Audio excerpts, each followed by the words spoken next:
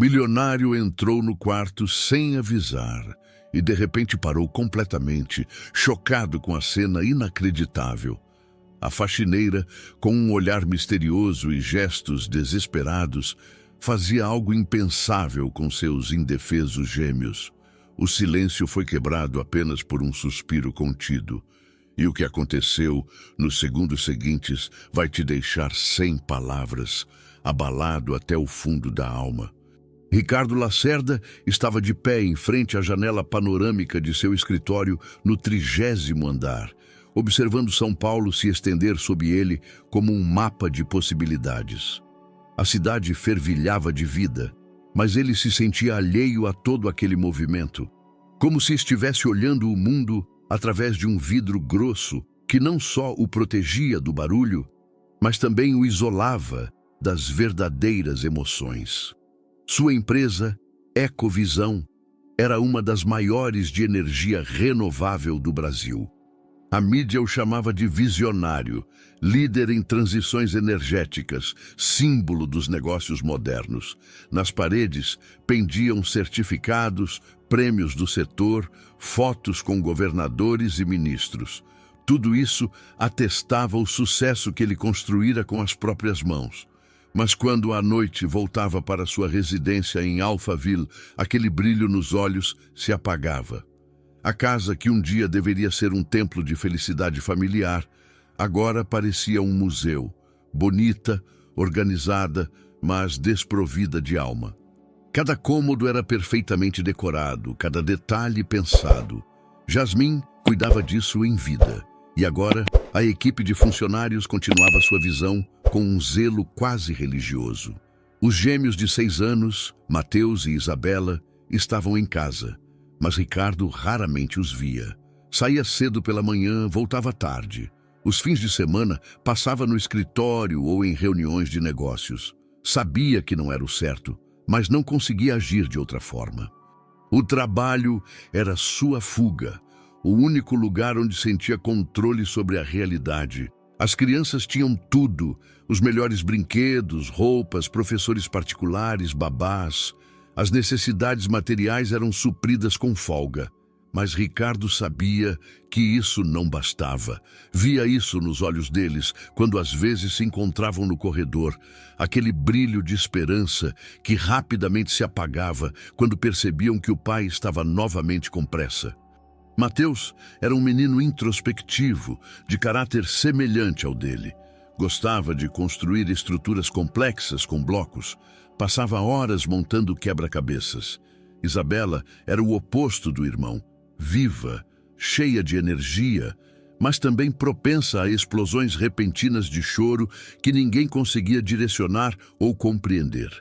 3 anos atrás, após a morte de Jasmin, Ricardo decidiu que pouparia as crianças da visão de sua dor. Ele se fechou em uma armadura de profissionalismo e polidez fria. Pensou que isso era melhor do que mostrar-lhes o vazio que preenchia seu coração. Mas agora, olhando seu reflexo na janela do escritório, ele se perguntava se não havia cometido um erro. Jasmin morreu durante o parto.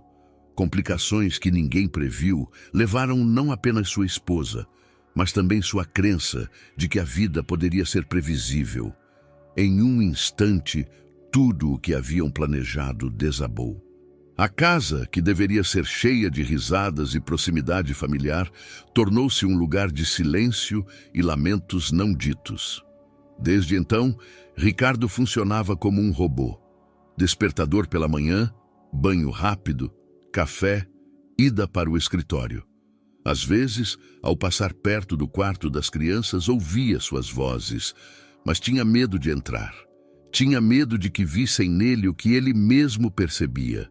Um vazio sem fundo. Ele se lembrava de como Jasmin sonhava com aquela casa. Mostrava-lhe catálogos de móveis, planejava cada detalhe.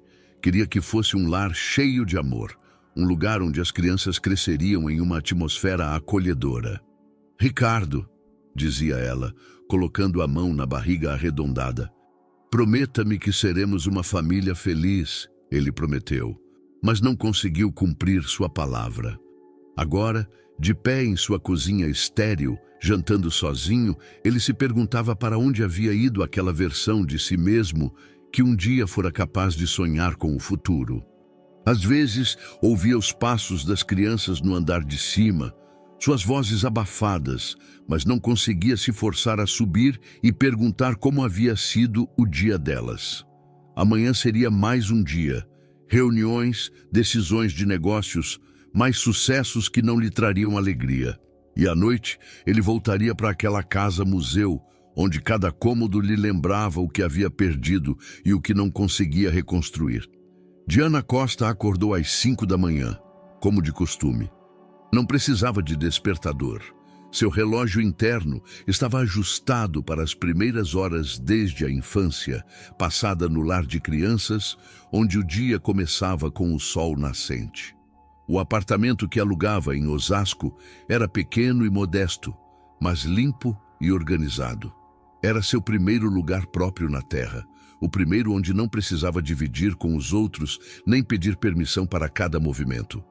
Diante do espelho do banheiro, ela prendia seus longos cabelos escuros em um coque prático.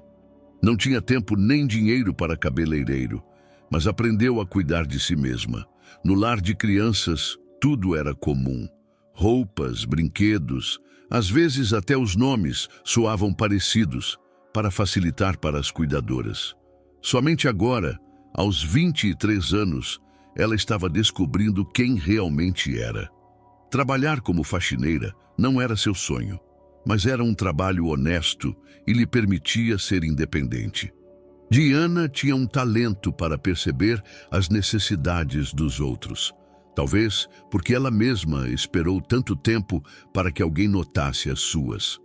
Ela sabia quando um cliente preferia que ela trabalhasse em silêncio e quando precisava de uma breve conversa. Sabia como limpar uma casa sem invadir a intimidade de seus moradores. Naquela manhã, ela começaria a trabalhar em um novo lugar, na residência do Sr. Ricardo, em Alphaville. A agência o descreveu como um empregador exigente, mas justo. Ela substituiria a faxineira anterior, que havia saído sem dar explicações. Diana não fazia perguntas. Em sua vida, aprendera que cada um tinha suas razões. O ônibus para Alphaville passava pela São Paulo matinal, por áreas que Diana nunca conhecera de perto. Via pela janela bairros elegantes onde árvores majestosas cresciam. E atrás de portões altos escondiam-se casas como as de filmes americanos. Ela se perguntava como era viver em um lugar assim, se as pessoas em casas grandes eram mais felizes do que as em apartamentos pequenos. Quando o ônibus chegou ao ponto, Diana caminhou pelas ruas estreitas que levavam à residência. A casa do Sr. Ricardo era ainda maior do que ela imaginava. Arquitetura moderna, grandes janelas de vidro, jardim impecavelmente cuidado. Tudo parecia perfeito, mas quando Diana tocou a campainha no portão, sentiu um silêncio estranho, como se a casa tivesse adormecido todos os sons da vida. Um homem de meia idade, vestindo um terno caro, abriu a porta para ela. Ricardo era um homem alto, bonito, com cabelos escuros salpicados de grisalhos. Tinha uma expressão severa, mas Diana notou algo mais em seus olhos. Um cansaço que não vinha apenas do trabalho. "Senhorita Diana, certo?"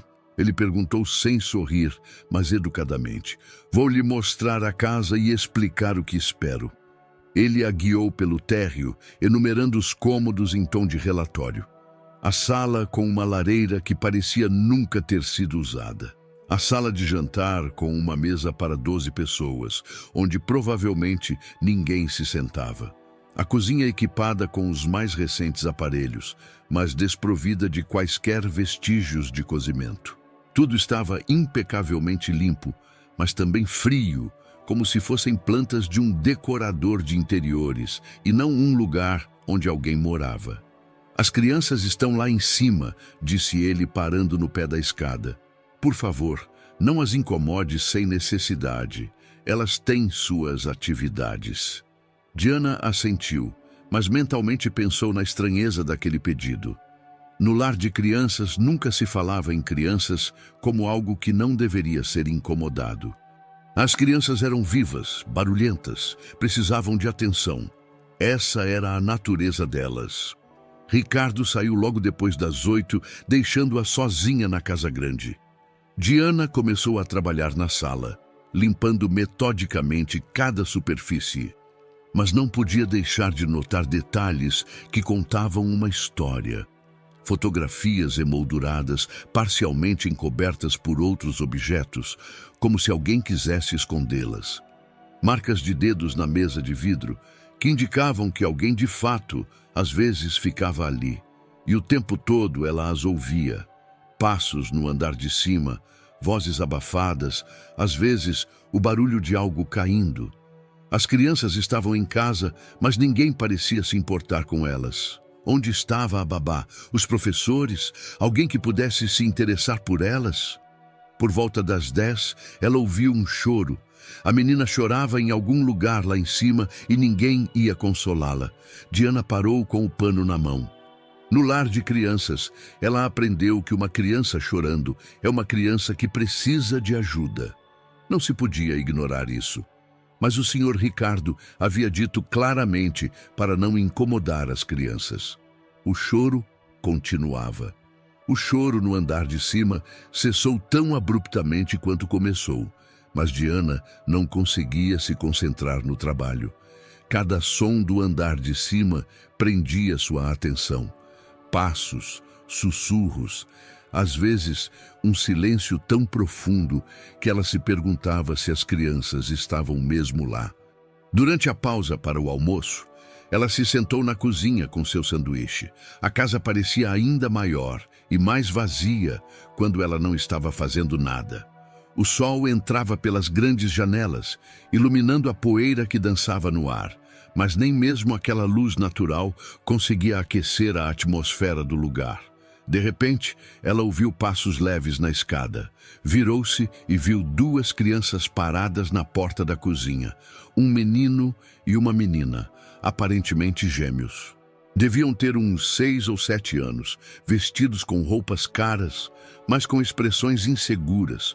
O menino segurava a mão da irmã, como se a estivesse protegendo. "Desculpa", disse o menino baixinho. "Eu não sabia que tinha alguém novo aqui." Diana sorriu gentilmente para eles. "Oi, eu sou a Diana, e vocês são Mateus e Isabela, certo?" As crianças assentiram, mas não se aproximaram. Isabela se escondia atrás do irmão, olhando para ela com curiosidade. "Estão com fome?" perguntou Diana. "Posso preparar algo para vocês." "Papai disse que a senhora não podia nos incomodar", disse Mateus, mas havia hesitação em sua voz. "Eu estou perguntando se vocês estão com fome. Isso não é incomodar." As crianças trocaram olhares. Isabela sussurrou algo para o irmão em inglês e depois disse timidamente: "Posso tomar um copo de leite?" Diana levantou-se e pegou o leite na geladeira. "Claro. E você, Mateus?" "Eu também quero", disse ele, mas ainda mantinha uma distância segura. Enquanto lhes dava o leite, ela notou detalhes que a entristeceram. As roupas das crianças eram bonitas, mas pareciam que ninguém as havia abraçado naquele dia. O cabelo de Isabela estava cuidadosamente penteado, mas era visível que ela mesma o fizera. Alguns fios escapavam da trança. "O que vocês costumam fazer durante o dia?" perguntou ela, sentando-se ao lado deles. "Mateus constrói", disse Isabela, animando-se um pouco. "E eu desenho, mas às vezes me cansa. Isabela às vezes chora", acrescentou Mateus calmamente, como se fosse a coisa mais natural do mundo. "Aí eu a abraço." O coração de Diana se apertou. Aquelas crianças aprenderam a ser tudo uma para a outra. Irmão, irmã, amigo, consolador. Tinham uma a outra, mas isso não era suficiente para uma criança de 6 anos. "E onde estão os brinquedos de vocês?" perguntou. "Lá em cima, no quarto de brincar", respondeu Mateus. "Mas tem muita coisa lá. Às vezes, eu não sei com o que brincar." Diana balançou a cabeça. Muitas opções podiam oprimir uma criança mais do que a falta delas. No lar de crianças, ela teve uma única boneca por vários anos e era mais feliz do que aquelas crianças com um quarto inteiro cheio de brinquedos. "Que tal vocês me mostrarem o quarto?", propôs ela. "Prometo que não vou contar ao pai de vocês que me incomodaram. Podemos dizer que fui eu quem incomodou vocês." Pela primeira vez, ela viu um sorriso verdadeiro nos rostos das crianças. Isabela riu e Mateus assentiu com seriedade, como se tivessem acabado de estabelecer uma importante estratégia. O quarto de brincar no andar de cima era de fato impressionante. Prateleiras cheias de jogos, construtores, bonecas, livros, tudo organizado e limpo, como se raramente usado. Diana sentou-se no tapete e observou com mais atenção. "Sabem de uma coisa?", disse ela finalmente. "Acho que todos esses brinquedos estão um pouco sozinhos. Talvez precisem que alguém brinque com eles?" Isabela sentou-se ao lado dela. "Você acha que os brinquedos podem ficar entediados?" "Tenho certeza disso. Especialmente essas construções, Mateus. Elas querem ser construídas." O menino se aproximou, pegou uma caixa de blocos e sentou-se na frente delas. "Posso construir uma ponte", disse ele baixinho. "Isso parece maravilhoso. E talvez a Isabela pudesse desenhar a paisagem por onde essa ponte passaria?" As 2 horas seguintes passaram como um conto de fadas. Diana simplesmente sentou-se com as crianças, às vezes sugerindo uma ideia, às vezes apenas ouvindo suas conversas. Isabela mostrou ser uma menina incrivelmente criativa, capaz de inventar histórias para cada personagem que desenhava. Mateus era metódico e focado, mas quando a irmã ria de suas piadas, um brilho aparecia em seu rosto que mudava toda a sua personalidade. Quando ouviram o som da porta de entrada se abrindo, as crianças imediatamente congelaram. "Papai voltou", sussurrou Isabela. Mateus rapidamente começou a guardar os brinquedos. "Precisamos arrumar antes que ele entre." "Por quê?", perguntou Diana, mas as crianças já estavam correndo em direção aos seus quartos, como se tivessem sido pegas fazendo algo errado. Ela ficou sozinha no quarto de brincar, com os blocos espalhados e os desenhos de Isabela no chão. Pela primeira vez em anos, sentiu raiva de um adulto que nunca havia conhecido antes. Como alguém podia fazer as crianças terem medo de serem crianças em sua própria casa? Ricardo entrou em casa com a mesma sensação de vazio que o acompanhava todas as noites. O dia foi longo. 2 reuniões importantes, uma apresentação para investidores, dezenas de decisões a serem tomadas. Mas agora, no silêncio de sua casa, todos esses sucessos pareciam ter significado apenas no papel. Ele notou que a luz estava acesa no quarto de brincar lá em cima. Estranho. As crianças geralmente não brincavam a essa hora. Talvez ele tivesse esquecido de apagar a luz pela manhã. Subiu as escadas para verificar. Quando parou na porta do quarto de brincar, viu algo que não esperava. No chão havia desenhos, coloridos, cheios de vida, como ele não via naquela casa há anos. Ao lado, havia blocos espalhados, mas não caoticamente, e sim em forma de uma construção inacabada. Parecia que alguém realmente havia brincado ali. "Com licença, Sr. Ricardo." Ele se virou e viu a nova faxineira parada no corredor. Uma jovem com cabelos escuros presos em um coque, em roupas simples e limpas. Havia algo em seus olhos que ele não conseguia definir. Talvez serenidade, talvez determinação. "Senhorita Diana, certo? Pode me explicar o que estava acontecendo aqui?" Diana não baixou o olhar. "Vou arrumar isso agora. As crianças estavam brincando aqui à tarde. Pedi para a senhora não as incomodar." "Eu não as incomodei", respondeu ela calmamente. "Elas vieram me procurar na cozinha. Estavam com fome." Ricardo sentiu uma fisgada de culpa. Claro que estavam com fome. Ele saiu de manhã sem verificar se as crianças haviam tomado café da manhã. Ele supôs que alguém cuidaria disso, mas quem seria esse alguém? "Entendo", disse ele friamente. "Mas no futuro, por favor, Limite o contato com as crianças ao mínimo. Elas têm seu próprio horário e rotina. Diana assentiu, mas Ricardo viu em seus olhos algo que o preocupou: compaixão. Não por ele, mas pelas crianças. A mulher que ele conhecia há apenas uma manhã olhava para ele como se entendesse algo que ele mesmo não queria admitir. "Posso fazer uma pergunta?" disse ela baixinho. "Por favor, quando foi a última vez que o senhor brincou com seus filhos?" A pergunta o atingiu como um tapa. Por um momento eles ficaram em silêncio, olhando um para o outro. Ricardo sentiu a raiva crescendo dentro dele. Não de Diana, mas de si mesmo. Quando foi a última vez? Ele não se lembrava. Talvez antes da morte de Jasmim, talvez nunca. "Não é da sua conta", respondeu ele mais bruscamente do que pretendia. "O senhor tem razão. Desculpe." Mas ela não parecia arrependida. Parecia uma mulher que disse o que considerava certo e estava pronta para arcar com as consequências. Ricardo se virou e caminhou em direção ao seu quarto. Mas parou na porta do quarto de Mateus. Estava entreaberta, ele ouviu os sussurros baixos das crianças. Instintivamente, ele se aproximou e ouviu.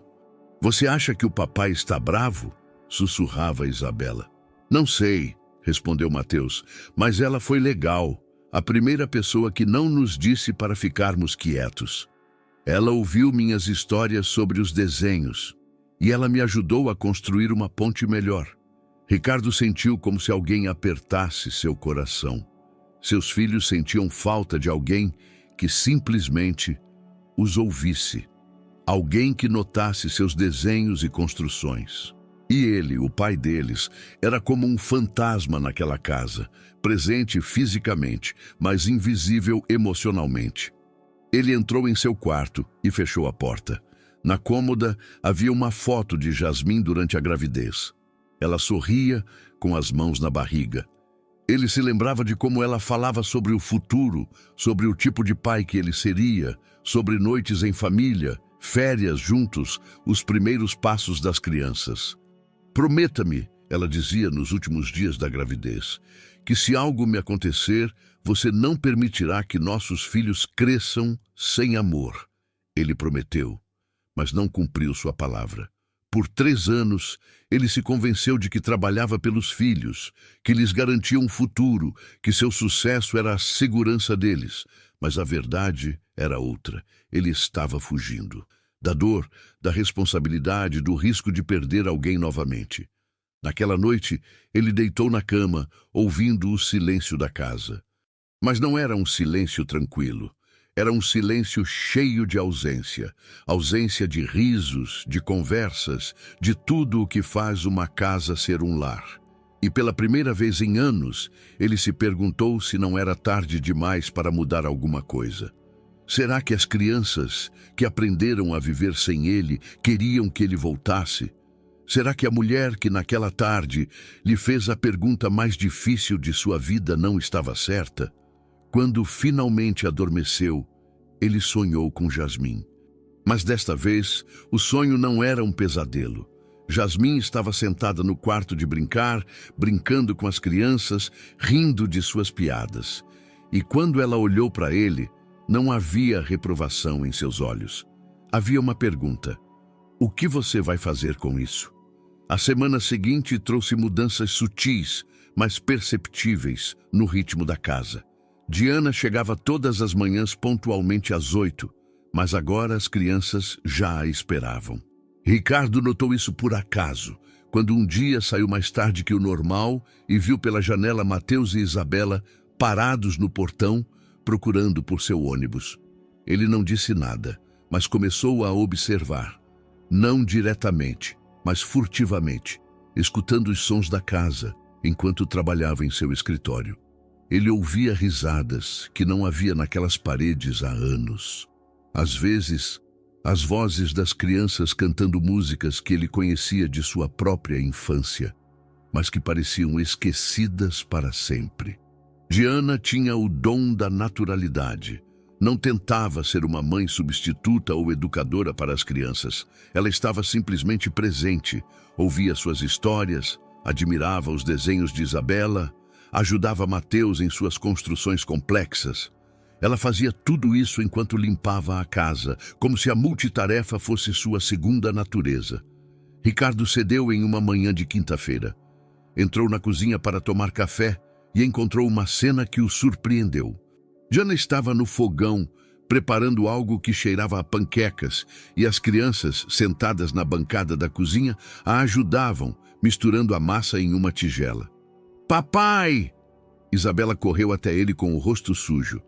"A Diana está nos ensinando a fazer panquecas, as mesmas que ela comia no lar de crianças."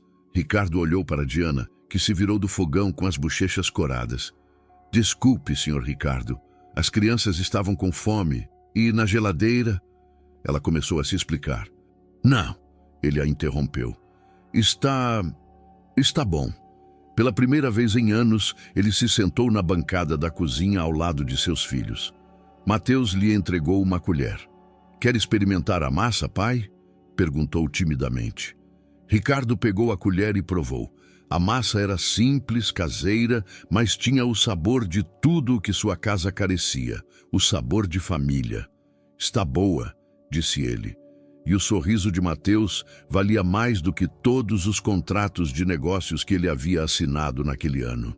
Diana colocou um prato com a primeira panqueca na frente dele. "Não precisa..." ela começou. "Obrigado", disse ele simplesmente.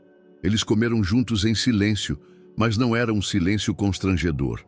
Pela primeira vez, desde a morte de Jasmim, o silêncio naquela casa era tranquilo, cheio de presença e não de vazio. Depois do café da manhã, Ricardo foi para o escritório, mas não conseguia se concentrar no trabalho. Sua mente voltava para a cozinha, para o sabor das panquecas, para como Isabela lhe contava sobre seus desenhos, e Mateus lhe mostrava o plano de uma nova construção de blocos. À noite, ele voltou mais cedo que o normal. Diana já havia saído, mas a presença dela era sentida na casa, não apenas porque tudo estava limpo e organizado, mas porque as crianças estavam animadas, cheias de energia. "Pai, você pode ver o que eu construí hoje?" Mateus o puxou pela mão em direção ao quarto de brincar. Na hora seguinte, Ricardo, pela primeira vez em anos, realmente olhou para seus filhos.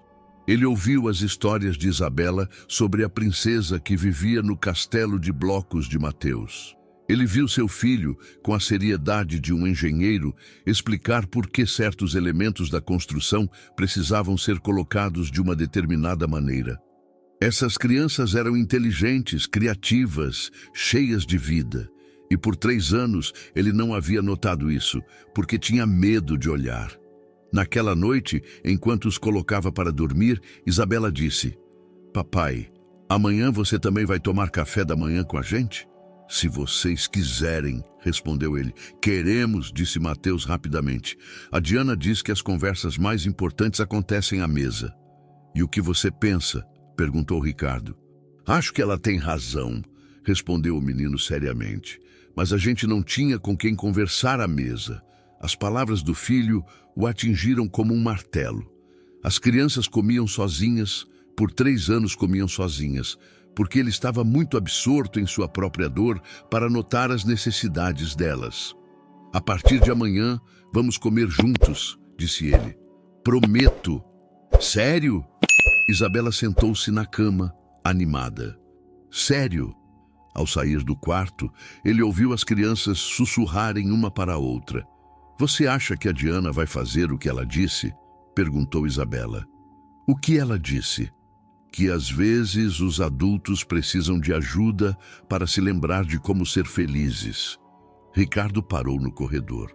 O que mais aquela mulher lhes havia dito? E por que suas palavras soavam como uma verdade que ele mesmo não queria admitir? As semanas seguintes trouxeram mudanças que Ricardo não esperava de si mesmo. Ele cumpriu a promessa de tomarem café da manhã juntos e depois começou a mudar suas reuniões para poder voltar para casa para o jantar. A princípio, fazia isso por senso de dever, mas rapidamente descobriu que aquelas conversas noturnas com as crianças se tornaram a melhor parte do seu dia.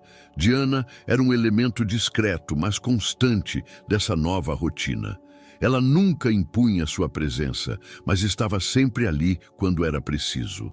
Ricardo notou que ela tinha um talento incomum para se retirar nos momentos certos. Quando ele conversava com as crianças, ela encontrava algo para fazer em outra parte da casa. Mas quando as crianças precisavam de alguém para ouvir suas histórias da escola ou ajudar a resolver um conflito entre elas, ela era a primeira pessoa a quem recorriam.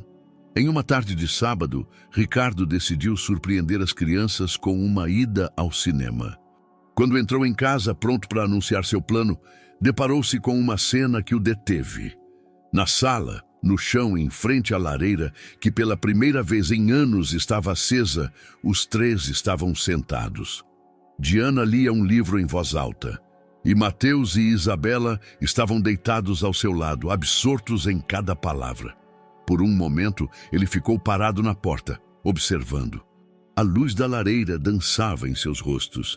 A sala estava preenchida com uma atmosfera de calor e intimidade que sua casa não conhecia desde a morte de Jasmim. Pela primeira vez em anos, aquele cômodo parecia um lugar onde pessoas viviam e não uma exposição de museu. "Papai!" Isabela o notou primeiro. "A Diana está nos lendo sobre um dragão que não conseguia cuspir fogo." "Não cuspir, e sim soltar", corrigiu a Mateus com a seriedade de um irmão mais velho. "Isso mesmo", Diana riu. "Um dragão que, em vez de fogo, soltava bolhas de sabão." Ricardo sentou-se na poltrona ao lado da lareira. "E o que aconteceu com esse dragão?" "Os outros dragões riam dele", disse Isabela com tristeza. "Mas depois descobriu-se que suas bolhas eram mágicas." A história era simples, infantil, mas Ricardo ouvia com atenção. Não tanto as palavras, mas a maneira como Diana lia, com envolvimento, fazendo vozes diferentes para os personagens, parando nos momentos certos para que as crianças pudessem expressar suas emoções. "Que tal irmos todos ao zoológico amanhã?" ele propôs de repente.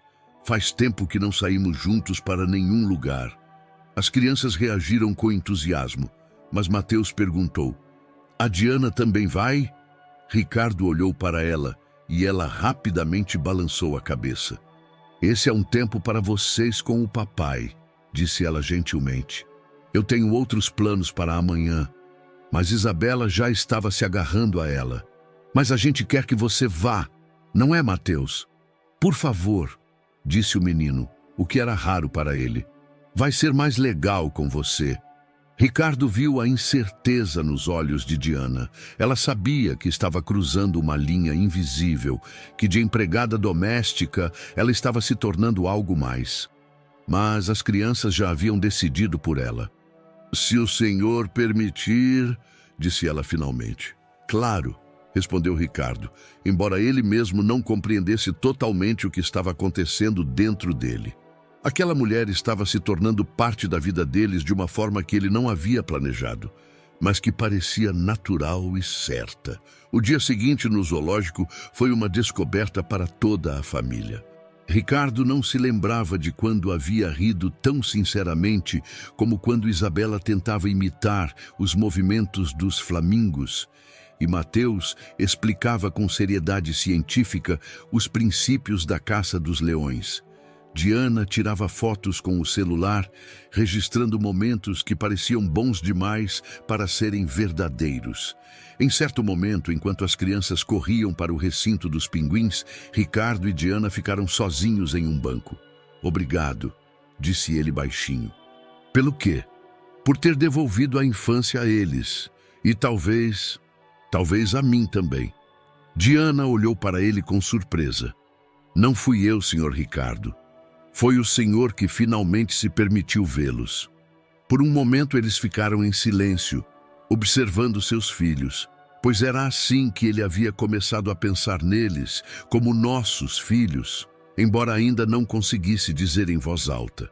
"Jasmim me disse uma vez: Ele começou finalmente. Que família não é só sangue. São pessoas que se escolhem todos os dias. Diana não respondeu, mas sua mão por um momento tocou o ombro dele. Um gesto tão simples e natural que ele sentiu algo em seu coração se quebrar e começar a cicatrizar ao mesmo tempo. Quando voltaram para casa naquela noite, Isabela adormeceu no carro, encostada no ombro de Diana.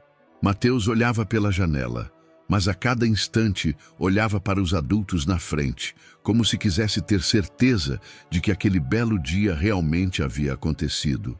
E Ricardo, pela primeira vez em anos, dirigindo o carro, sentiu-se completo. Um mês depois da viagem ao zoológico, a atmosfera na casa dos Lacerda mudou completamente. Ricardo já não apenas tomava café da manhã com os filhos, mas às vezes aparecia no meio do dia para ver como estavam, ou para almoçar com eles e com Diana. O trabalho, que antes era sua única fuga, agora tinha que competir com algo muito mais importante, com a família que ele estava gradualmente reconstruindo. Naquela quarta-feira, ele voltou para casa mais cedo do que o normal, planejando surpreender as crianças. A casa estava excepcionalmente silenciosa, o que o preocupou. Geralmente, a essa hora, ele ouvia vozes, risadas, sons de brincadeiras. Ele subiu, verificando os cômodos um por um. Ele os encontrou em seu escritório, um lugar que fora proibido para todos há anos. Diana estava sentada à sua mesa com Isabela no colo, e Mateus estava ao lado, todos olhando para a tela do computador. Por um momento, ele sentiu irritação. Seu espaço privado era o último bastião onde ele não queria a presença de outros. Mas quando se aproximou, ele viu o que estavam fazendo. Na tela, havia um site aberto com fotos de parques nacionais no Brasil. Isabela apontava para a foto de uma cachoeira. "Essa é a mais linda", ela dizia animadamente. "Podemos ir lá nas férias?" "É muito longe, querida", Diana respondeu gentilmente. "Mas talvez seu pai conheça alguns lugares bonitos mais perto." "Meu pai conhece todos os lugares", disse Mateus com orgulho. "Não é, pai?" Só então eles notaram sua presença. Diana imediatamente se levantou, tirando Isabela do colo. "Desculpe, Sr. Ricardo. As crianças perguntaram sobre as férias e eu... Estávamos procurando lugares para irmos todos juntos", Isabela explicou rapidamente. "A Diana diz que as melhores férias são aquelas com a família." Ricardo sentiu um estranho aperto na garganta. Quando foi a última vez que ele planejou férias? Quando foi a última vez que ele sequer pensou em passar tempo com os filhos fora da rotina diária? "E quais lugares vocês gostaram?", perguntou ele, sentando-se na beirada da mesa. A hora seguinte passou como um sonho para ele. As crianças, com entusiasmo, mostravam-lhe os lugares que encontraram na internet. Lagos, montanhas, castelos. Mateus se interessava por fortalezas históricas. Isabela sonhava com lugares onde pudesse desenhar belas paisagens. E Diana gentilmente direcionava a conversa, fazendo perguntas que ajudavam as crianças a expressar seus sonhos. "E sabe de uma coisa?", disse Ricardo finalmente. "Acho que deveríamos ir para Campos do Jordão. Tem tudo lá. Montanhas para Mateus, belas vistas para Isabela e para os adultos, ar puro e tranquilidade." "Sério?", Isabela pulou de alegria. "Quando?" "Daqui a 2 semanas. Vou tirar férias." Ele pronunciou as palavras antes que pudesse pensar. Férias? Ele não tirava férias desde a morte de Jasmim. Mas, olhando para os rostos radiantes das crianças, ele sabia que era a decisão certa. "A Diana também vai?", perguntou Mateus. Ricardo olhou para ela.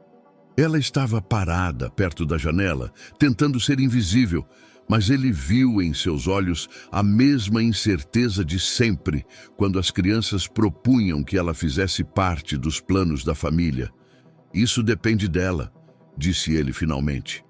Naquela noite, quando as crianças já dormiam, Ricardo encontrou Diana na cozinha preparando o café da manhã para o dia seguinte. Ela trabalhava em silêncio, mas seus movimentos pareciam mais mecânicos do que o normal. "Está tudo bem?" perguntou ele. Ela se virou visivelmente surpresa com a presença dele. "Sim, claro. Você não parece convencida." Diana largou a faca com que estava cortando frutas. "Posso ser honesta? Por favor." "Não sei qual é o meu lugar nesta família", disse ela baixinho.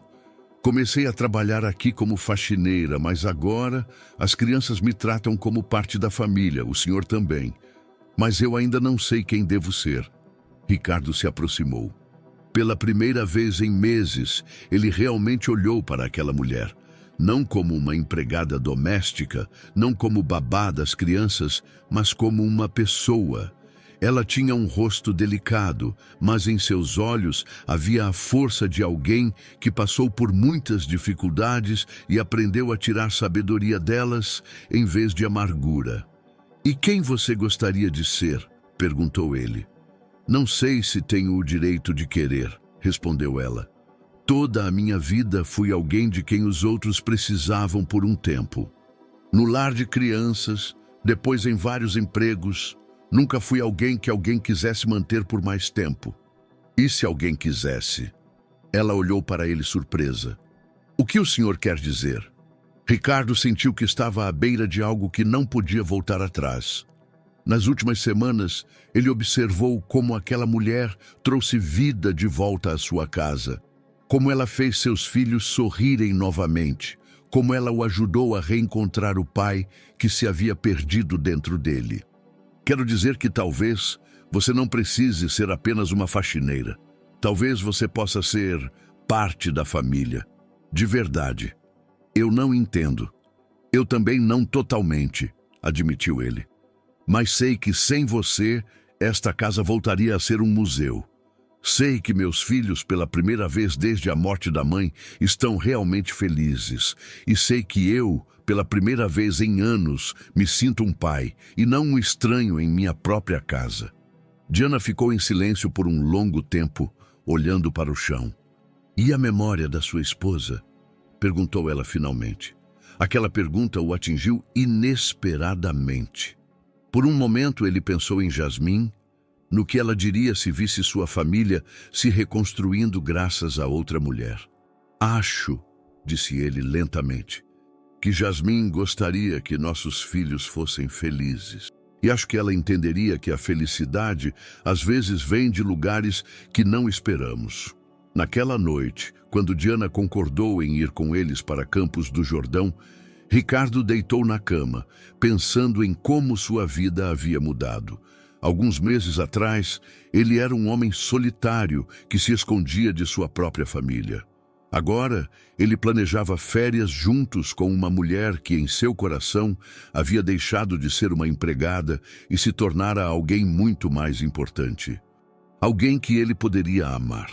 A viagem a Campos do Jordão deveria ser um divisor de águas, o momento em que essa nova e improvisada família finalmente se tornaria algo oficial. Ricardo reservou quartos em um hotel de luxo, um apartamento familiar com vista para as montanhas.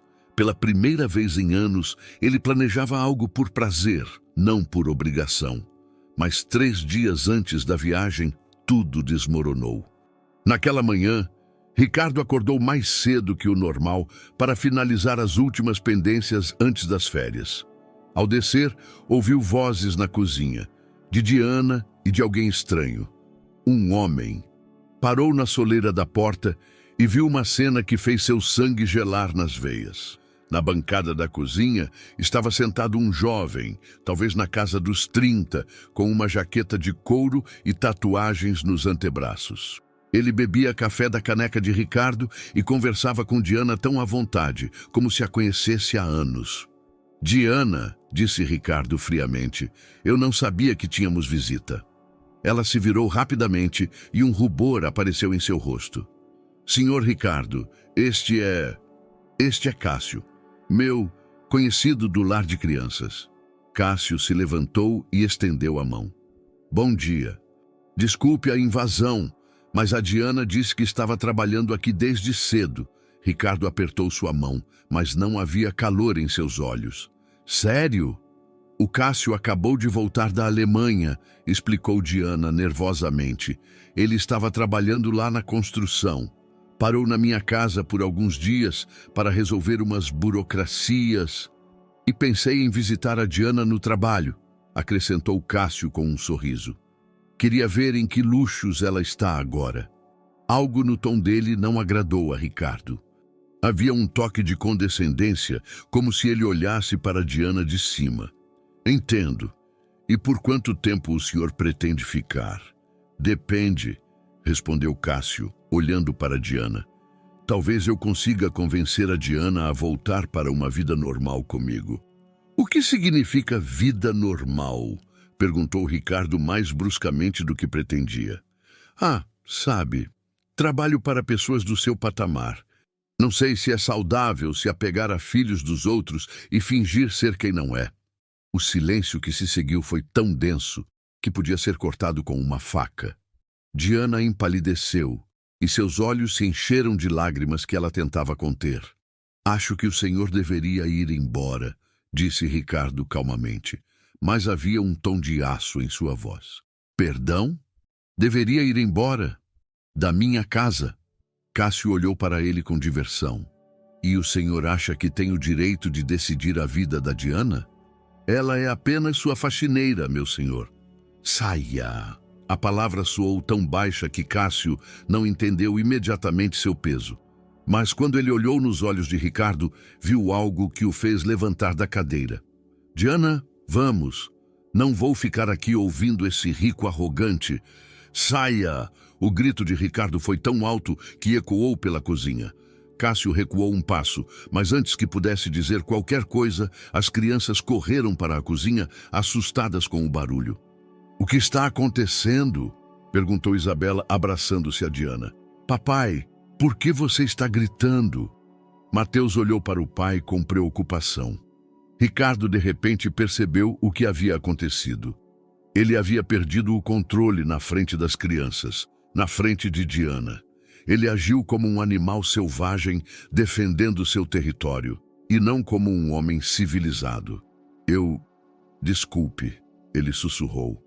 Cássio aproveitou o momento de confusão e saiu, jogando por cima do ombro. Diana, você sabe onde me encontrar quando se acalmar. Eles ficaram sozinhos, Ricardo, Diana e as crianças, que não entendiam o que havia acabado de acontecer. Quem era aquele homem? Perguntou Isabela. Ninguém importante, querida, respondeu Diana, mas sua voz tremia. Naquela noite, quando as crianças já dormiam, Ricardo encontrou Diana no terraço. Ela estava sentada no banco, olhando para o céu estrelado. Desculpe, disse ele, sentando-se ao lado dela. Eu não deveria ter gritado. O senhor não precisa pedir desculpas. Cássio às vezes pode ser difícil. Qual é a sua relação com esse homem? Diana suspirou profundamente. Nós crescemos juntos no lar de crianças. Por um tempo eu pensei que talvez um dia pudéssemos ficar juntos. Mas Cássio tem outras visões sobre a vida. Ele acredita que pessoas como nós não deveriam sonhar com nada além do que podemos pagar. E você não pensa assim? Eu não sei o que penso, admitiu ela. Nos últimos meses, eu me senti como se tivesse encontrado meu lugar na terra. Mas talvez Cássio tenha razão. Talvez eu esteja apenas fingindo ser quem não sou. Ricardo se virou para ela. Ouça-me com atenção. Você não está fingindo ser ninguém. Você é a mulher que trouxe vida de volta à minha casa. Você é a mulher que fez meus filhos sorrirem novamente. Você é a mulher que eu amo. As palavras saíram dele antes que ele pudesse contê-las. Por um momento eles ficaram em silêncio, e as palavras que mudavam tudo pairavam no ar. O senhor me ama? Sussurrou Diana. Sim, e não me importa o que seu conhecido do lar de crianças pensa sobre isso. Não me importa o que a sociedade vai pensar. Importa-me apenas que, juntos, somos uma família. Uma família de verdade. Diana começou a chorar, baixinho, com lágrimas de alívio e medo ao mesmo tempo. Mas e se ele estiver certo? E se eu não for boa o suficiente para o Senhor e para as crianças? Ricardo pegou as mãos dela nas suas. Você é perfeita. Exatamente como precisamos. Naquela noite, enquanto se beijavam pela primeira vez no terraço sob as estrelas, nenhum deles previu que as palavras de Cássio plantariam no coração de Diana uma semente de dúvida que logo cresceria em algo muito maior. Porque às vezes o amor não basta para superar anos de incerteza e baixa autoestima. Às vezes, é preciso algo mais para acreditar que se merece a felicidade. Após a declaração no terraço, tudo deveria ter se encaixado perfeitamente. Ricardo acordava todas as manhãs com a sensação de ter redescoberto o sentido da vida. Ele planejava como convidar Diana para um primeiro encontro de verdade, como introduzi-la lenta e delicadamente na vida de sua família, não mais como empregada doméstica, mas como parceira. Mas Diana mudou, não de imediato. As mudanças eram sutis, mal perceptíveis. Ela continuava a vir todas as manhãs, continuava a cuidar das crianças com o mesmo empenho, mas como se estivesse atrás de uma parede de vidro. Quando Ricardo tentava conversar com ela sobre o que havia acontecido entre eles, ela respondia com monossílabos. Quando as crianças queriam abraçá-la, ela permitia, mas seus sorrisos pareciam forçados. Uma semana após a visita de Cássio, Ricardo finalmente decidiu quebrar a tensão. Ele a encontrou no jardim de inverno, onde ela cuidava das plantas. Uma tarefa que ela mesma havia se imposto, pois ninguém mais visitava aqueles lugares há anos. Diana, precisamos conversar. Ela não levantou os olhos da orquídea que limpava delicadamente. Sobre o quê? Sobre o que está acontecendo, sobre o fato de que desde que Cássio esteve aqui, você se comporta como um fantasma. Finalmente ela olhou para ele, mas em seus olhos não havia o calor que ele conhecia. Talvez seja porque comecei a pensar. No quê? Ela largou o pano e sentou-se em uma das poltronas de vime. Parecia frágil, cercada pelas plantas exuberantes, como se não pertencesse àquele lugar. No que Cássio tinha razão, que estou fingindo ser quem não sou. Isso não é verdade. Não é verdade. Olhe para mim, Ricardo. Pela primeira vez, ela usou o nome dele sem o Senhor, mas soou não como um sinal de proximidade, mas de desespero. Quem sou eu? Uma mulher de 23 anos sem formação, sem família, sem futuro, uma órfã que aprendeu a limpar casas de gente rica. Você é a mulher que eu amo. E o que você sabe sobre o amor? As palavras soaram ásperas como um tapa. Por 3 anos depois da morte da sua esposa, você foi frio como pedra. Por 3 anos, você ignorou seus próprios filhos. E agora, de repente, você descobre o amor por uma faxineira? Talvez não seja amor, mas solidão. Ricardo sentiu como se tivesse levado um golpe no coração. As palavras de Diana eram cruéis, mas encontravam eco em suas próprias dúvidas que ele não queria admitir. Você está enganada, disse ele baixinho. Enganada? Ou talvez eu finalmente tenha aberto os olhos. Veja onde estamos sentados, em um jardim de inverno que custou R$600.000. Você me olha sentada em uma poltrona que custa o que eu ganho em meio ano. E me fala de amor. Dinheiro não importa. Diana riu amargamente. É fácil dizer isso quando se tem, mas eu sei como é não ter nada. E sei como é fácil se iludir, achando que de repente tudo mudou. Nada mudou em quem você é. Esse é o problema. Ela se levantou e foi até a janela que dava para o jardim. Eu não sei quem sou. A vida inteira fui quem alguém precisava no momento. No lar de crianças, uma menina bem comportada que não causava problemas. Com vários empregadores, uma ajuda invisível. E aqui me tornei alguém que nunca fui. Uma mulher de família que pode se dar ao luxo de sonhar. Ricardo se aproximou dela, mas parou a uma distância segura. E se não fossem apenas sonhos, mas são? Ela se virou e em seus olhos ele viu lágrimas. Eu sou a Cinderela que acreditou em um conto de fadas. Mas a vida real não é um conto de fadas, Ricardo. Na vida real, a Cinderela volta para a sua cozinha quando o conto de fadas termina. Nossos filhos te amam. Não são nossos filhos. O grito soou como um tiro no silêncio do jardim de inverno. São seus filhos que se apegaram a uma mulher que cuidava deles. Isso não é o mesmo que família. Para mim é família, porque você pode se dar ao luxo. Você pode se dar ao luxo de experimentar com sentimentos, de arriscar, mas eu não posso. Quando isso acabar, e vai acabar porque sempre acaba, ficarei sem nada, sem trabalho, sem casa, sem os filhos que aprendi a amar como se fossem meus. Por um longo momento, eles ficaram em silêncio, olhando um para o outro através do abismo que de repente se abriu entre eles. Então, o que você quer fazer? Perguntou Ricardo finalmente. Eu quero voltar a ser quem eu realmente sou, ao que essa relação realmente é. Isso significa, eu sou sua faxineira.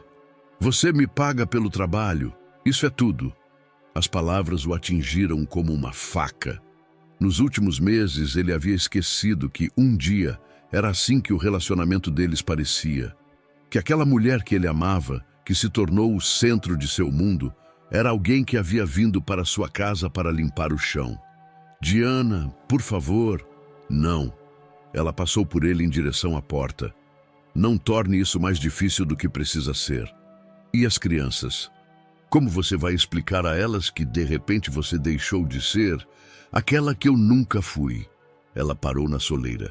Talvez seja uma lição para eles, que não se deve apegar a pessoas que vão embora de qualquer maneira. Quando ele ficou sozinho no jardim de inverno, Ricardo sentou-se na poltrona onde Diana estava sentada momentos antes. O calor do corpo dela ainda era perceptível nos braços de Vimy. Por anos, ele construiu muros ao redor do seu coração para não se machucar. E quando finalmente se permitiu derrubá-los, descobriu que isso não bastava, porque a outra pessoa não pode ser forçada a amar. Não pode ser convencida de que merece a felicidade. E talvez Diana estivesse certa. Talvez fosse apenas um conto de fadas, no qual ambos acreditaram por um momento. Talvez o amor não fosse suficiente para superar anos de dor, incerteza e diferenças sociais. Mas quando ele pensou nas crianças, que pela manhã procurariam Diana para contar seus sonhos, seu coração se partia em pedaços. As 2 semanas seguintes foram um pesadelo para toda a família. Diana cumpriu sua palavra. Voltou a ser apenas a faxineira. Vinha, fazia seu trabalho em silêncio e ia embora, não falando com as crianças mais do que o necessário. Quando Isabela tentava mostrar-lhe um novo desenho, ela respondia: muito bonito, mas tenho trabalho a fazer. Quando Mateus pedia ajuda com uma construção, ela dizia: não é meu papel, pergunte ao papai. As crianças não entendiam o que havia acontecido. Mateus ficou ainda mais fechado do que antes, passando horas em seu quarto. Isabela chorava sem motivo aparente, e quando Ricardo tentava ajudá-la, ela só dizia: eu quero a Diana. A Diana está ocupada, ele explicava com a voz cansada. Mas por que ela não nos ama mais? Perguntava a menina, e suas palavras o perfuravam como um punhal. Como ele explicaria a uma criança de 6 anos que, às vezes, os adultos param de acreditar no amor? Que, às vezes, o medo é mais forte que os sentimentos? O próprio Ricardo funcionava como um robô. Voltou à antiga rotina. Saídas cedo para o escritório, retornos tardios, trabalho como fuga da realidade. Mas agora era pior do que antes de conhecer Diana, porque ele sabia do que estava se privando. Ele sabia como a felicidade poderia ser, e a consciência dessa perda era insuportável. Em uma noite de quinta-feira, tudo desabou. Ricardo voltou para casa mais tarde do que o normal e encontrou Mateus sentado na escada, chorando. O menino, que sempre tentara ser forte para a irmã, soluçava como uma criança pequena. O que aconteceu? Ricardo sentou-se ao lado do filho. Isabela fugiu, Mateus soluçou. Não consigo encontrá-la em lugar nenhum. O coração de Ricardo parou. Como assim fugiu? Quando? À tarde, ela disse que ia procurar a Diana, que se a encontrasse e dissesse que precisávamos dela, talvez ela voltaria para nós. Ricardo sentiu correntes frias de medo descendo pelas suas costas. Isabela tinha 6 anos, não conhecia a cidade, nem sabia o endereço de Diana, e o anoitecer já caía. Onde você procurou? No jardim, em todos os quartos, até no porão. Gritei o nome dela, mas ela não respondeu. Ricardo se levantou e começou a revistar a casa metodicamente, cômodo por cômodo, verificando cada esconderijo possível. Nada. Isabela realmente havia desaparecido. Então, ele se lembrou da velha estufa abandonada nos fundos da propriedade, que ninguém usava há anos.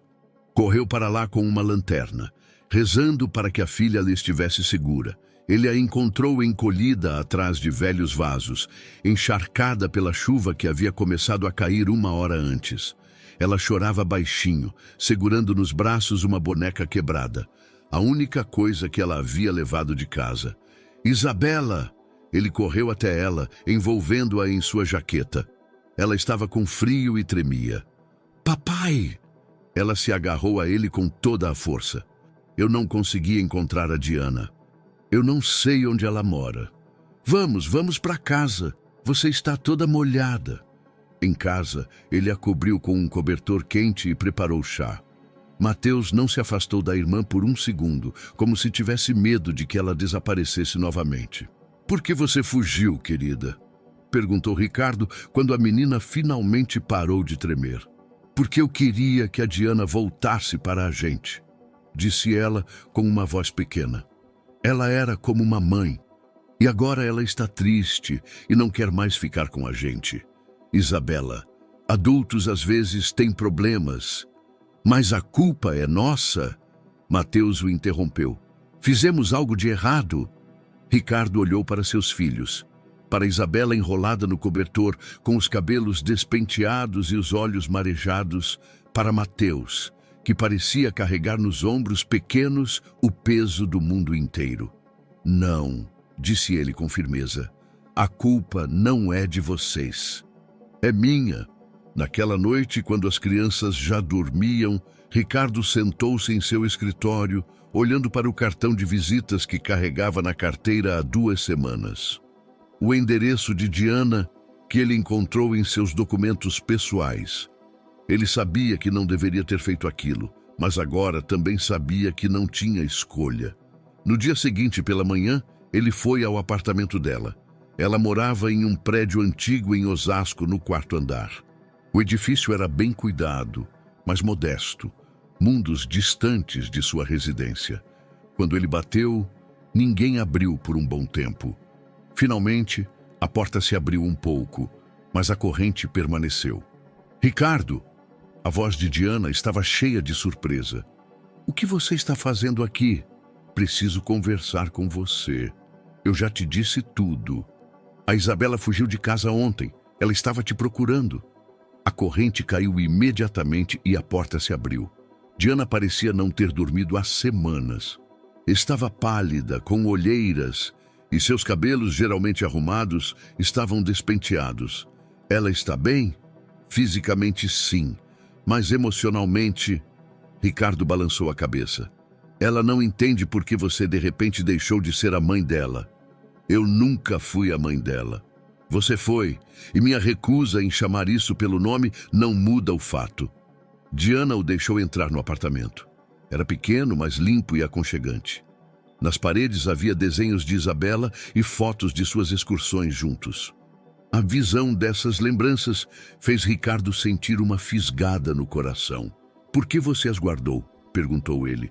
Porque são lindas, respondeu ela baixinho, olhando para um desenho que os representava como uma família. Pai, mãe, 2 filhos e um cachorro que eles nunca tiveram. Você sente falta da gente, todos os dias. Então por que você não volta? Diana sentou-se na beirada da cama. Porque sentir falta não basta. Porque o medo é mais forte. Todos os dias em que eu estava com vocês, eu sabia que isso acabaria. e preferi terminar eu mesma nos meus termos do que esperar que você acordasse e percebesse que havia cometido um erro. E se eu te dissesse que não cometi um erro? Que o que sinto não é solidão, mas amor? Eu não acreditaria. Então, o que devo fazer para você acreditar? Diana levantou os olhos cheios de dor. Nada, porque eu não acredito que mereço tal amor. E enquanto eu não acreditar em mim mesma, nada disso vai funcionar. Ricardo entendeu então que havia perdido. Não para outro homem, não para as circunstâncias, mas para os anos de dor e incerteza que moldaram a mulher que ele amava. O amor não basta quando a outra pessoa não ama a si mesma. Um mês após a conversa no apartamento de Diana, Ricardo decidiu parar de lutar. Não porque parou de amar, mas porque entendeu uma verdade fundamental. Algumas feridas só podem ser curadas por dentro, e ele não podia forçar Diana a acreditar em seu próprio valor. Em vez disso, ele se concentrou nas crianças, em reparar os danos causados por seus anos de ausência e pelas últimas semanas de caos emocional. Ele encontrou para elas uma psicóloga infantil, a doutora Ana Silveira, especializada em trabalhar com crianças após traumas. Ele mesmo começou a frequentar sessões de terapia, porque percebeu que não poderia ser um bom pai enquanto não processasse sua própria dor pela morte de Jasmim. O Senhor nunca se permitiu o luto, disse-lhe a doutora Ana Silveira durante uma das sessões. Por 3 anos, o Senhor fugiu da dor para o trabalho, mas o luto não desaparece. Ele apenas se acumula. Como posso chorar o luto quando tenho filhos que precisam de um pai forte? E quem disse que um pai forte é aquele que não chora? Talvez um pai forte seja aquele que mostra aos filhos que se pode estar triste e ainda amar. Essas palavras mudaram tudo. Ricardo, pela primeira vez desde a morte de Jasmim, permitiu-se chorar na frente das crianças. Quando Isabela perguntou por que ele estava triste, ele respondeu honestamente: porque sinto falta da mamãe e da Diana. E às vezes os adultos também têm o direito de estar tristes. Podemos ficar tristes juntos? Perguntou a menina. E assim começou. Um luto familiar que eles deveriam ter passado 3 anos antes, mas que não estavam emocionalmente preparados. Agora, apoiados pela terapia e pela presença mútua, eles começaram a se curar lentamente. Ricardo não tentou contatar Diana. Soube pela agência de limpeza que ela havia encontrado outro emprego em um edifício comercial no centro de São Paulo. Bom, talvez lá, entre pessoas estranhas, ela conseguisse reconstruir sua autoconfiança. Mas ele não parou de pensar nela.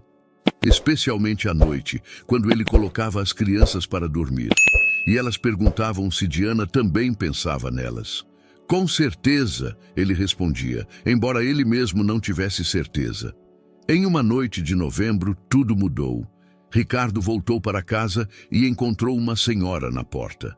Devia ter uns 60 anos, cabelos grisalhos presos em um coque, uma elegante jaqueta preta. Ela estava parada em frente à porta, como se hesitasse em bater. "Posso ajudá-la?" ele perguntou, aproximando-se do portão. A mulher se virou e Ricardo viu olhos que lhe pareceram familiares. Tinham a mesma forma, a mesma expressão que os olhos de Diana. "Senhor Ricardo, sou Elvira Medeiros. Eu era a sogra da Jasmim." O coração de Ricardo parou.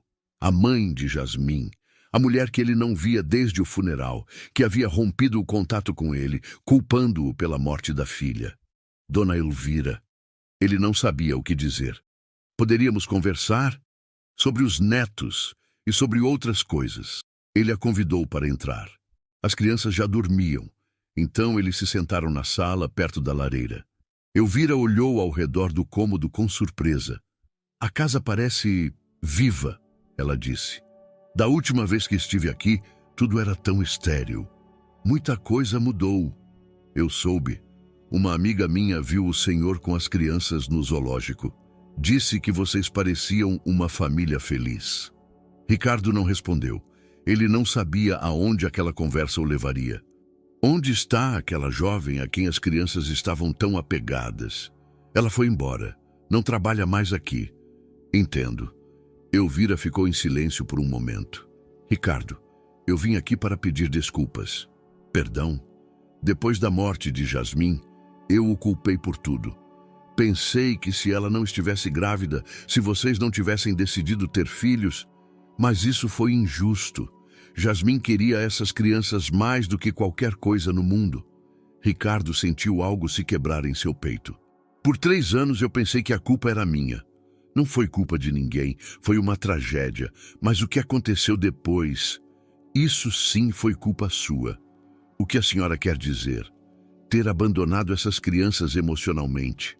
Jasmim não teria querido isso. Eu sei, agora eu sei. Elvira se inclinou para a frente. Mas ela também não gostaria que o senhor ficasse sozinho. Ela gostaria que o senhor encontrasse alguém que amasse o senhor e as crianças. Eu encontrei, mas não consegui convencê-la de que ela merecia tal amor. Era aquela jovem? Ricardo assentiu. Fale-me sobre ela. Na hora seguinte, Ricardo contou a Elvira sobre Diana. Sobre como ela trouxe vida de volta à casa deles, como ensinou as crianças a rir, como ele mesmo aprendeu a ser pai novamente. Sobre o passado dela, suas dúvidas, sobre como o medo se mostrou mais forte que o amor. E o que o senhor fez para ajudá-la a acreditar em si mesma? Perguntou Elvira. Eu disse que a amava, que ela era importante. Palavras não bastam para alguém que a vida inteira ouviu que não valia nada. Então o que devo fazer? Elvira sorriu pela primeira vez naquela noite. Minha filha sempre dizia que os gestos mais bonitos são aqueles que exigem coragem. Talvez, em vez de dizer a essa moça que ela é digna de amor, o senhor devesse mostrar isso a ela. Como? Encontre uma maneira de fazê-la acreditar em si mesma. Não no seu amor por ela, mas nela mesma. Quando Elvira saiu, parou na porta. Ricardo, Jasmim o amou até o último suspiro. Mas agora é hora de o senhor amar a si mesmo o suficiente para lutar pela sua felicidade e pela felicidade dessas crianças. Naquela noite, Ricardo não dormiu. Ele pensou nas palavras de Elvira, em Diana, em como alguém poderia provar a outra pessoa que ela merecia amor. E lentamente, muito lentamente, um plano começou a brotar em sua mente. Não um plano para reconquistar Diana, um plano para ajudá-la a acreditar em si mesma. O plano de Ricardo era simples na teoria, mas complicado na execução. Não se tratava de reconquistar Diana com flores ou gestos românticos. Tratava-se de algo muito mais profundo, de criar para ela a oportunidade de se encontrar e descobrir seu próprio valor. O primeiro passo ele deu 2 semanas após a visita de Elvira. Ligou para o diretor do edifício comercial onde Diana trabalhava, apresentando-se como um potencial investidor interessado em projetos educacionais. Não era uma inverdade completa. Há meses ele pensava em criar uma fundação em memória de Jasmim. Soube que uma de suas funcionárias, Diana Costa, tem um dom incomum para trabalhar com crianças, disse ele durante a conversa. Estou pensando em um projeto de centro de apoio para crianças com um passado difícil. Poderia conversar com ela? 1 semana depois, Diana estava sentada em um elegante café no centro de São Paulo, em frente a uma mulher que se apresentou como Ana Garcia, consultora de projetos sociais. Ela não sabia que Ana era uma amiga de Ricardo da universidade, que havia concordado em ajudar em seu plano. Seu empregador falou muito bem de você, começou Ana. Parece que você tem um talento natural para trabalhar com crianças. Diana ficou surpresa. No edifício comercial, ela trabalhava em silêncio, despercebida. Ela não percebia que alguém sequer a notava. Não sei se isso é verdade, respondeu ela incerta. E de onde vem essa convicção de que seus talentos não merecem atenção? A pergunta foi direta, mas feita com gentileza. Diana permaneceu em silêncio por um momento. A vida toda fui ninguém especial.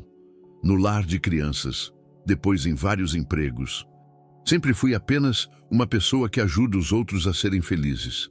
E você nunca pensou que talvez seja exatamente nisso que reside sua singularidade? Que a capacidade de fazer os outros felizes é um dom que pouquíssimas pessoas possuem?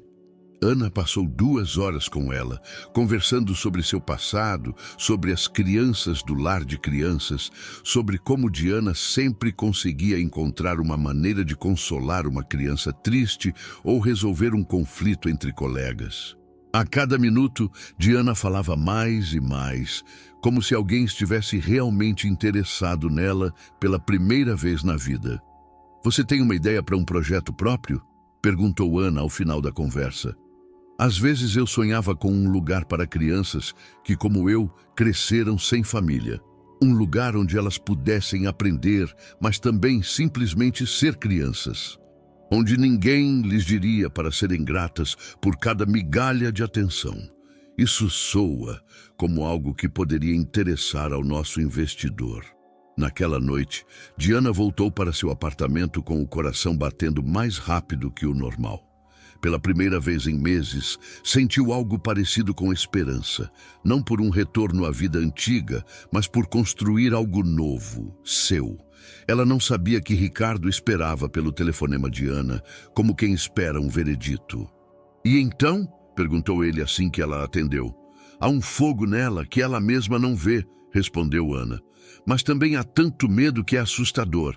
Essa menina foi convencida de que não merece nada de bom. Mas ela percebeu seu potencial? Está começando. Dê um tempo a ela." O segundo passo foi dar a Diana a oportunidade de se desenvolver sem precisar depender de sua bondade.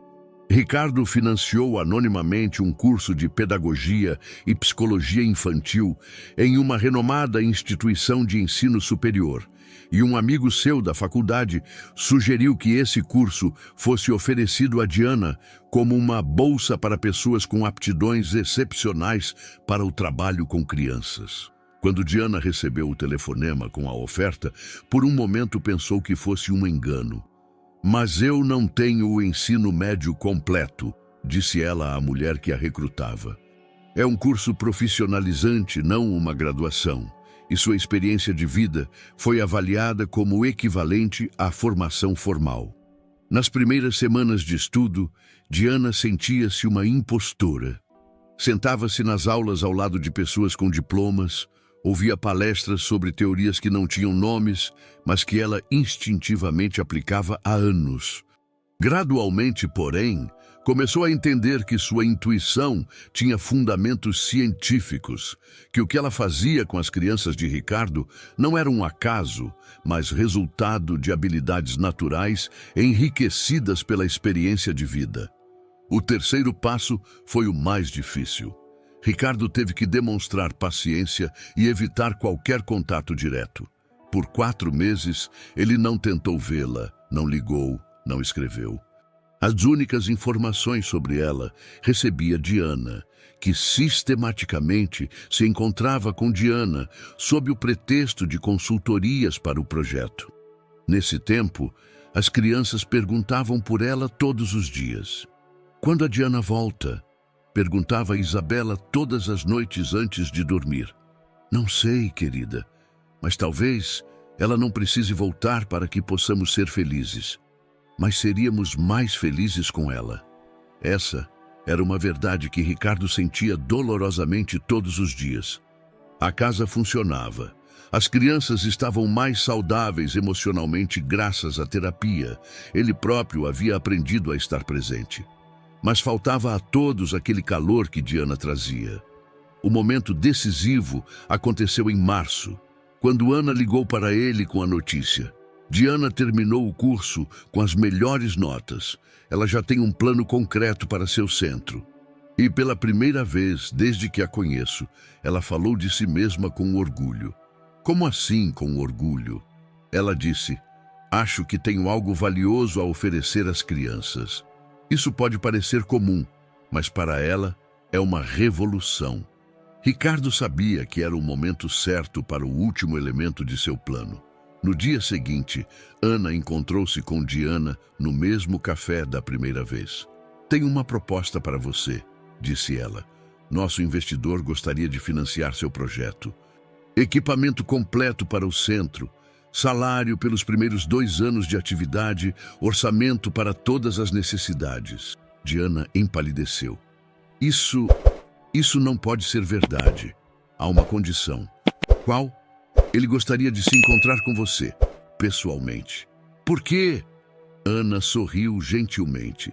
Porque é alguém que acredita muito em você. Alguém que há meses trabalha para que você acredite em si mesma. Nos olhos de Diana apareceu um brilho de compreensão. É o Ricardo, não é? Ana assentiu. Há 4 meses ele faz de tudo para ajudá-la a encontrar seu valor. Não para que você volte para ele, para que você seja feliz. Independentemente de haver um lugar para ele nessa felicidade. Diana permaneceu em silêncio por um longo tempo, olhando pela janela do café para a multidão de pessoas apressadas em seus afazeres. Ele quer me encontrar? Amanhã, se você quiser. Naquela noite, Diana estava em frente ao espelho em seu pequeno banheiro, olhando para a mulher que ela não reconhecia. Havia em seus olhos uma serenidade que ela nunca havia visto antes. E pela primeira vez na vida, ela pensou, talvez eu realmente tenha algo valioso a oferecer ao mundo. E talvez, só talvez, ela merecesse o amor do homem que esperou 4 meses para que ela mesma acreditasse nisso. O encontro aconteceria em um lugar simbólico, no jardim de inverno da casa de Ricardo, onde meses antes Diana lhe dissera que era o fim. Mas agora o sol primaveril entrava pelas paredes de vidro, iluminando as plantas que haviam revivido após o inverno, e a atmosfera era completamente diferente. Diana chegou pontualmente. Ela estava em frente à casa, olhando para o lugar que um dia considerou seu lar e que agora parecia pertencer a outra vida. Mas desta vez, ela não se sentia uma intrusa. Sentia-se uma mulher que tinha o direito de estar ali. Não como empregada, mas como uma pessoa igual. Ricardo abriu a porta antes que ela tocasse a campainha. Ele parecia diferente do que ela se lembrava, mais calmo, de alguma forma mais gentil. Os estresses dos últimos meses haviam deixado marcas em seu rosto, mas eram as marcas de alguém que havia passado por experiências difíceis e delas havia aprendido. Diana, disse ele baixinho, obrigado por ter vindo. Obrigada por tudo o que você fez por mim. Eles foram para o jardim de inverno em silêncio. Na mesa de Vime havia 2 xícaras de chá e um prato de biscoitos, os mesmos que Diana fazia para as crianças. Eu mesmo assei, disse ele com um leve sorriso. Isabela me ensinou a receita. Disse que era a única maneira de se sentir mais perto de você. Eles sentaram, um de frente para o outro, exatamente como 4 meses antes, mas agora não havia entre eles uma parede de raiva e decepção. Ana me contou sobre seu plano para o centro, disse Ricardo. Parece maravilhoso. É graças a você que posso pensar nisso. Se não fosse pelo curso, se não fosse por todas essas oportunidades, não foram presentes. Ele a interrompeu gentilmente. Foram investimentos. Em alguém que sempre teve potencial, mas não teve a oportunidade de descobri-lo. Diana pegou a xícara para ter algo para fazer com as mãos. Por que você fez isso? Você poderia simplesmente ter me esquecido? Eu poderia, mas então você nunca descobriria quem realmente é. E eu amo a mulher que vejo em você. Não queria que ela se perdesse sob as camadas do medo. E se essa mulher decidir que quer viver a própria vida sem você? Ricardo olhou diretamente nos olhos dela. Isso vai doer, mas eu vou respeitar. O mais importante é que você seja feliz. Eles ficaram em silêncio, ouvindo os sons da primavera do lado de fora das janelas. Finalmente, Diana falou. Durante esses meses eu pensei em nós todos os dias. Em você, nas crianças, no que perdi. Mas também pensei no porquê fugi. E a que conclusões você chegou? Que eu fugi não porque não te amava. Eu fugi porque não conseguia acreditar que valia a pena esse tipo de amor. E que talvez pela primeira vez na vida, eu tenha uma escolha. Que escolha? Posso escolher o medo e a segurança da solidão, ou posso escolher o risco e a felicidade com você. Ricardo levantou-se da poltrona e foi até a janela. Por um momento, ele olhou para o jardim onde, meses antes, as crianças brincavam com Diana. "E o que seu coração te diz?" perguntou ele, sem se virar. "Meu coração me diz que eu quero voltar para casa.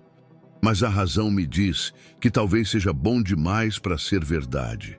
E se desta vez você ouvir seu coração?" Diana se levantou e foi até ele. Ela ficou ao lado dele, também olhando para o jardim.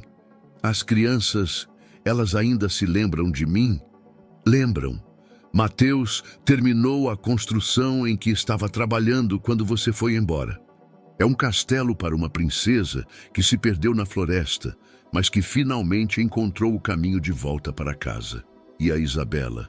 Isabela te desenha em todos os quadros de família, sempre deixa um lugar para você." Lágrimas vieram aos olhos de Diana. "Eu poderia vê-los? Eles estão na escola, mas talvez você fique para o jantar?" Eles voltam às 3. Nas horas seguintes, eles conversaram sobre tudo e sobre nada. Sobre os planos dela para o centro, sobre a terapia dele, sobre o quanto eles haviam mudado nesses meses de separação. Não havia desespero ou súplica naquela conversa. Havia a maturidade de duas pessoas que haviam passado por experiências difíceis e aprendido a valorizar o que tinham. Às 3h15, eles ouviram o som da porta se abrindo e as vozes das crianças voltando da escola. "Papai, chegamos!" gritou Isabela.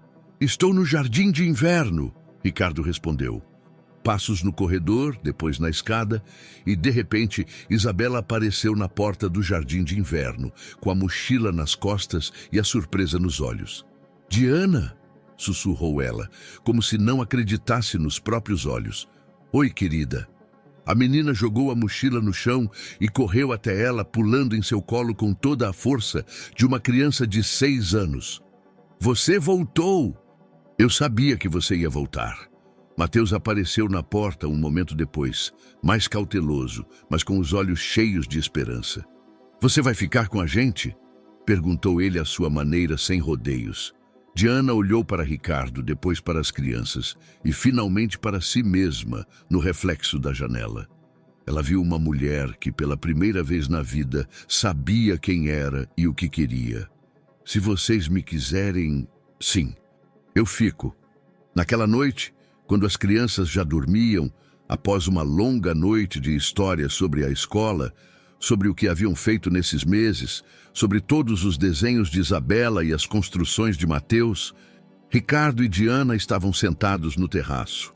"Eu tenho condições", disse Diana. "O que são?" "Quero continuar com o meu centro. Quero ter minha própria vida profissional, meus próprios objetivos." "Claro. E quero que façamos isso devagar, não como um conto de fadas da Cinderela, mas como a vida real, com altos e baixos, mas honestamente." Ricardo pegou a mão dela na sua. "E eu tenho uma condição."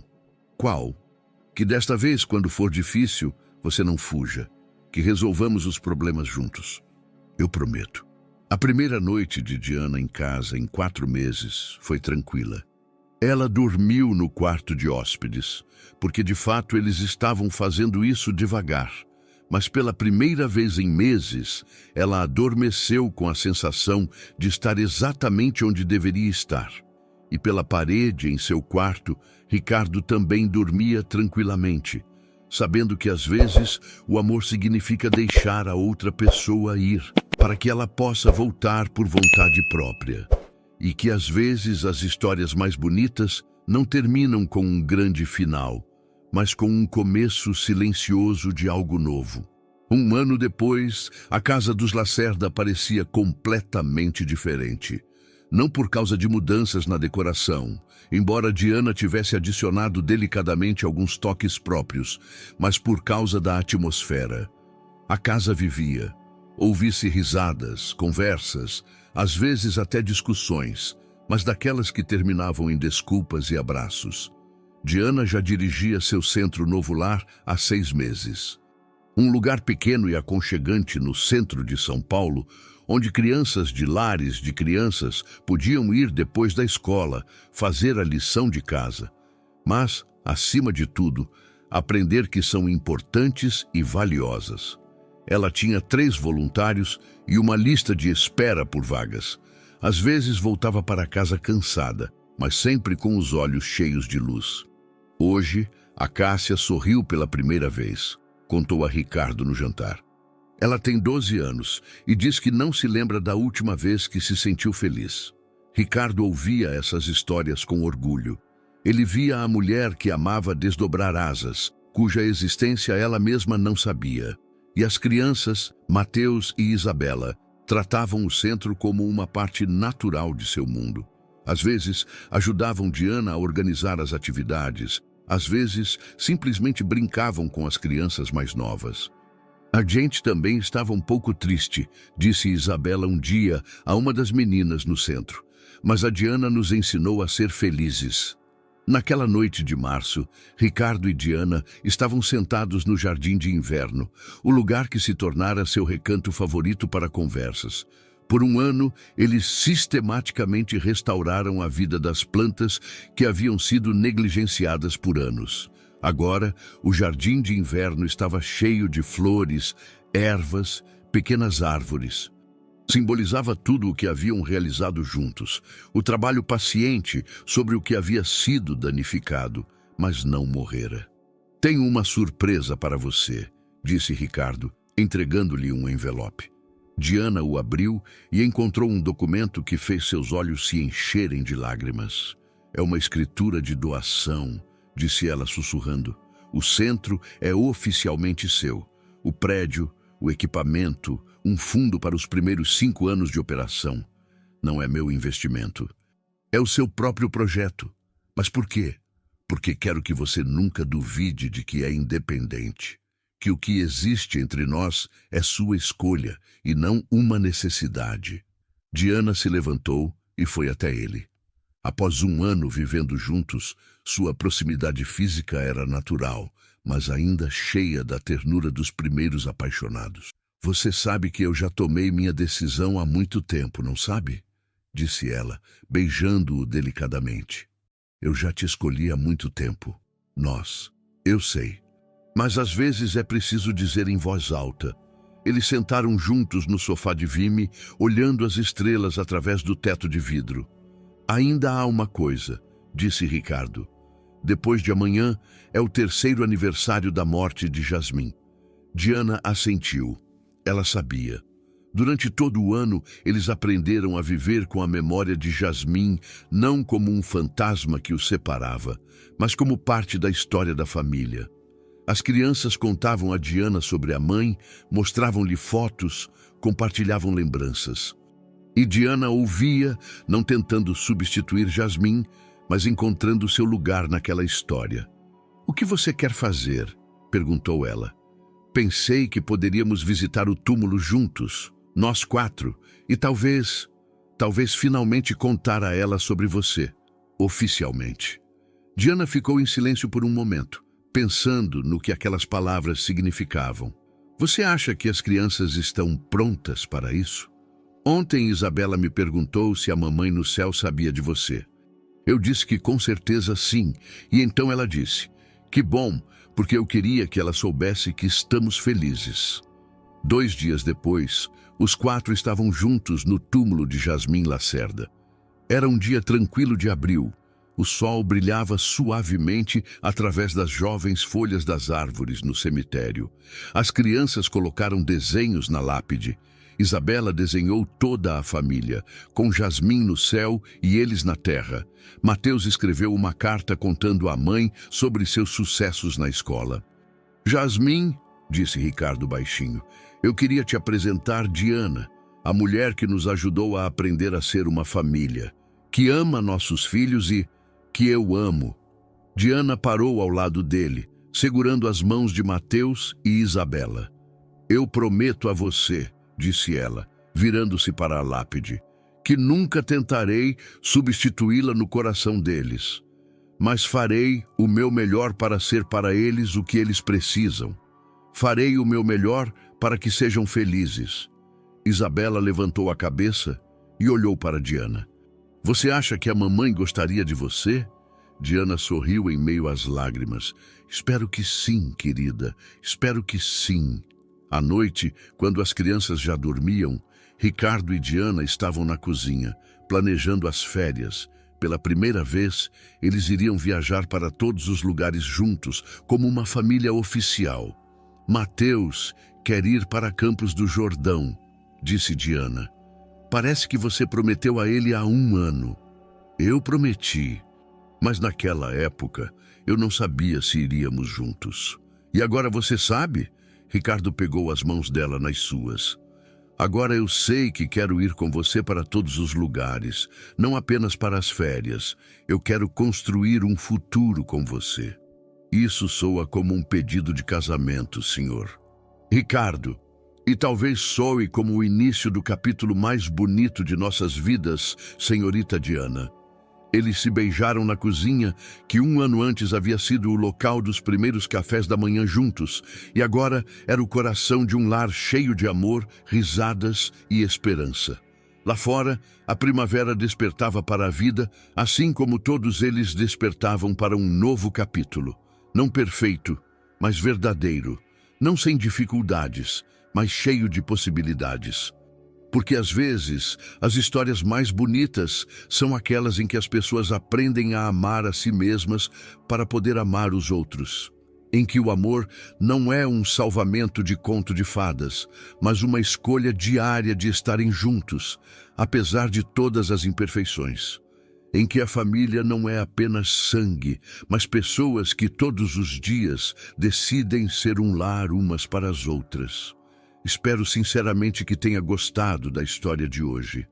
Inscreva-se no canal para continuar acompanhando conteúdos semelhantes. Deixe seu like e escreva nos comentários o que achou. Até o próximo vídeo.